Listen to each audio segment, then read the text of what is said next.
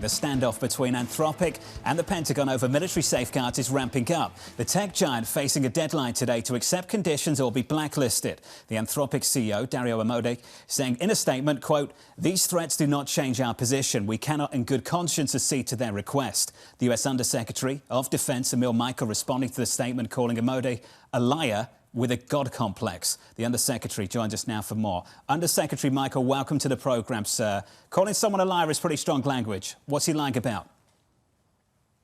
Well, what happened is we've been negotiating in good faith on the Department of War side for about 3 months, and we're working pretty diligently, and we sent over a proposal that we thought made a lot of concessions to the language that Anthropic wanted, and then, without any notice, they published an article where we thought we were getting close, saying that they were breaking off talks well before the deadline, which is generally not good partner-oriented practice, if you will.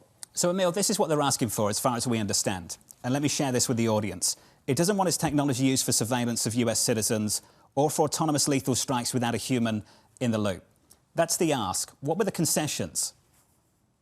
Yeah, the concessions are pretty simple. We agreed in writing to ensure that the Department of War was following all laws and regulations, including the National Security Act of 1947, the FISA Act, and all other applicable laws and regulations, because mass surveillance of Americans is already illegal.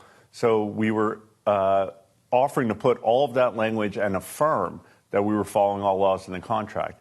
When it comes to autonomous weapons, similarly, we said we'll follow all laws, including a DoD directive that's been in place for years that governs how we would use any such weapons. And then we affirmed that there would be human oversight over every kind of part of the development process or engagement process or use of autonomous weapons.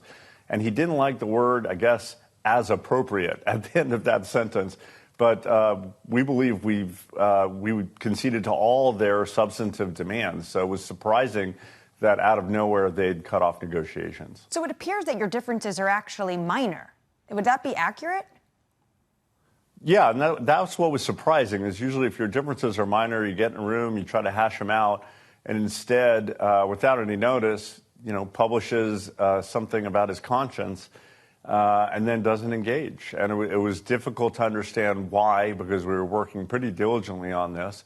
And we were at the final stages of a few words here or there where we agreed to what they wanted. So in substance, so it was very surprising, given that we negotiate with hundreds of technology companies, and this is the only one we've ever had that behavior from. Are you still weighing using the Defense Production Act to compel Anthropic to basically have to use its product, or potentially are you weighing still making it a supply chain risk, which we heard from Anthropic say that this is almost contradictory proposals?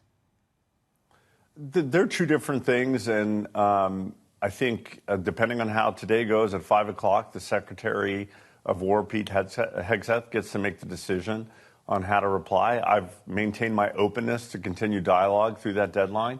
But they've seemed to have launched sort of a PR campaign that was planned well before these negotiations sort of restarted on Tuesday. So I don't know. Their behavior is frankly unpredictable. I'm not sure what to expect. So do you plan, though, on having more talks today, or does a decision just need to be made by today? I offered more talks. So long as they're in good faith, we're always open to talks, and we set a deadline, and we met the deadline, and up until that deadline, I'm open to more talks, and I told them so. So what does happen at 5:01 today if there's no agreement between the DoD and Anthropic? That's up to Secretary Hegseth. We have some courses of action that he's considering, and ultimately this comes down to the warfighter, right? It comes down to, for any AI system we might use, are we using it to protect our warfighters in the right way? Are we using it to sort of give them the best tools to be efficient and to be lethal when they have to be lethal? And that's the primary thing in Secretary Hegseth's head. And we told them that ultimately, at the end of the day, we follow the law, all laws, But we can't let any one company stand between us and the warfighter.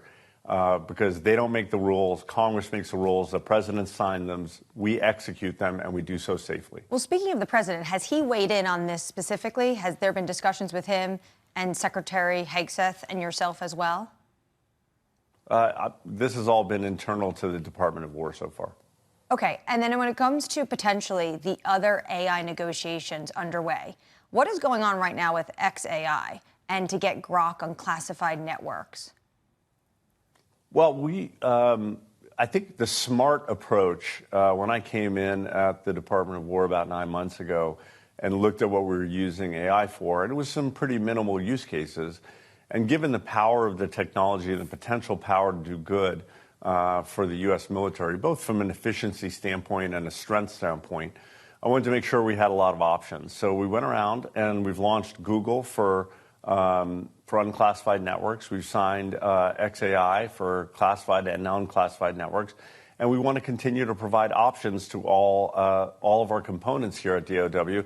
And that's what we'll continue to do. And it's just smart to have more than one option so that we can see the strengths and weaknesses of each model and learn from them as the AI revolution begins here. Undersecretary Michael, is lethal autonomy really so critical for future national security? It is. I mean, if you think about it from a defense standpoint, whether it's a drone swarm that's coming at a military base, whether it's a hypersonic missile coming at the United States, where the reaction time against the sort of, how many weapons are coming at you, you want to be able to take them down potentially faster than a human could alone. If that's how it's done. And we're learning from the Russia-Ukraine war with the drone swarms and so on, and with the new weapons that have been developed all over the world that changed the name of war, the game of warfare, that we've got to respond and defend ourselves in any way we can. The question is, do you have a human on the loop to make sure that we're monitoring these systems? And that's what we proposed in writing, in language, that we always have human oversight over these things. But they're necessary given what's happening in the world. Emil, clearly the technology these companies are producing is tremendously powerful. Yet you believe this individual is both a liar and has a God complex. How concerned should the American public be about individuals like this running companies like this, if that's what you believe this person is?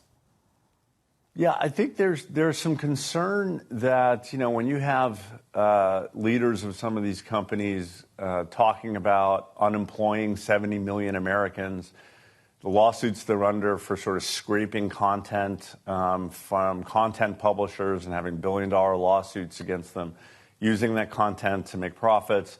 And then really what's concerning is making their own policies that sort of could sit on top of democratic policies that are voted on by the people, passed by Congress, signed by the president. You do have to worry about, are they taking it too far? Are they trying to do and impose their own views on the American people in an undemocratic way? So I think those things are going to be things we're grappling with in society for the next several years as these companies get bigger and bigger.